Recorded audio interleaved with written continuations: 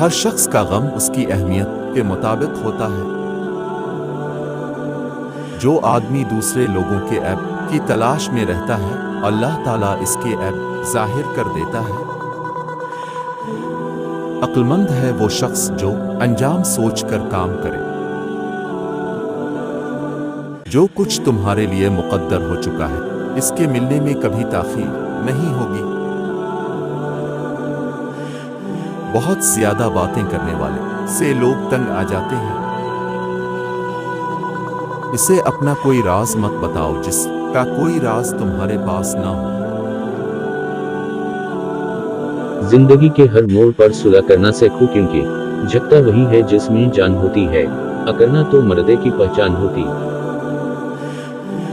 جب حق پر رہتے ہوئے تمہاری مخالفت حد سے بڑھنے لگے تو سمجھ لو اللہ تمہیں کوئی مقام دینے والا ہے۔